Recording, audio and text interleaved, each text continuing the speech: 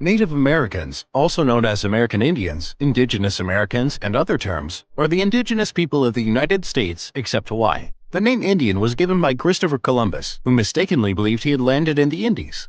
The history of Native Americans in the U.S. began in ancient times, tens of thousands of years ago. Late in the Ice Age, humans journeyed across the Bering Land Bridge that joined Siberia to Alaska. They had gradually migrated across the land and southward into Mexico and beyond. Their descendants explored along the west coast of North America. As early as 1000 BC, they had covered nearly the entire continent. Over thousands of years, as they migrated across the continents, American Indians have developed a variety of languages and civilizations. They came from different tribes, such as in Europe, Asia, or Africa. When the Ice Age ended, the Native Americans developed their tribes by making wise use of natural resources available. They had first experience with growing different crops such as corn and squash, raising animals like turkeys, llamas, and guinea pigs for food, hunting deer, bison, sea mammals, and catching fish by using a variety of efficient methods. Another development during the period before the European invasions was the mound building. From the present-day region of the Midwestern United States to southern Peru and South America, centers of government were marked by enormous mounds of earth. Most of these mounds were flat on top, with palaces and temples built on them. Some were burial sites of honored leaders. American Indian cities were as big as the cities in Europe and Asia at that time. Their fine architecture is still greatly admired. After 1492, European exploration and colonization of the Americas revolutionized how the Old and New Worlds perceived themselves. Many of the first major contacts were in Florida and the Gulf Coast by Spanish explorers. From the 16th through the 19th centuries, the population of Indians sharply declined. Most mainstream scholars believe that, among the various contributing factors, epidemic disease was the overwhelming cause of the population decline of the Native Americans, because of their lack of immunity to new diseases brought from Europe, such as measles, chickenpox, cholera, yellow fever, and many more devastating diseases. However, these diseases were rarely fatal among Europeans. With the meeting of two worlds, animals, insects, and plants were carried from one to the other, both deliberately and by chance, in what is called the Columbian Exchange, especially horse, which escaped and began to breed and increase their numbers in the wild. Native America used horses to carry goods, to hunt game, and to conduct wars and horse raids.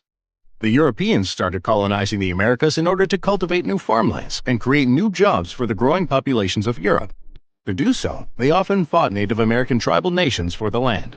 During the American Revolution, the newly proclaimed United States competed with the British for the allegiance of Native American nations east of the Mississippi River. Most Native Americans who joined the struggle sided with the British, based both on their trading relationships and hopes that the colonial defeat would result in a halt to further colonial expansion onto Native American land.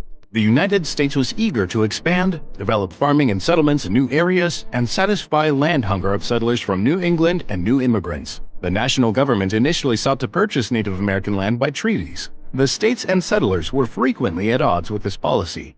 United States policy toward Native Americans continued to evolve after the American Revolution. George Washington and Henry Knox believed that Native Americans were equals, but their society was inferior. Washington formulated a policy to encourage the civilizing process. This led to the Civilization Fund Act of 1819. As American expansion continued, Native Americans resisted settlers' encroachment in several regions. In the 1830s, President Andrew Jackson signed the Indian Removal Act of 1830, a policy of relocating Indians from their homelands to Indian Territory and reservations in surrounding areas to open their lands for non-native settlements. This resulted in the Trail of Tears. Native American nations on the plains in the West continued armed conflicts with the U.S. throughout the 19th century through what were called, generally, Indian Wars. Notable conflicts in this period include the Dakota War, Great Sioux War, Snake War, Colorado War, and Texas Indian Wars. And one of the last events during the Indian Wars was the Wounded Knee Massacre in 1890.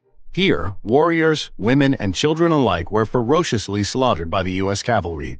In 1919, the United States, under President Woodrow Wilson, granted citizenship to all Native Americans who had served in World War I.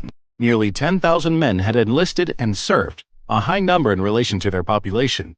Despite this, in many areas, Native Americans faced local resistance when they tried to vote and were discriminated against with barriers to voter registration. On June 2, 1924, U.S. President Calvin Coolidge signed the Indian Citizenship Act, which made all Native Americans born in the United States and its territories American citizens.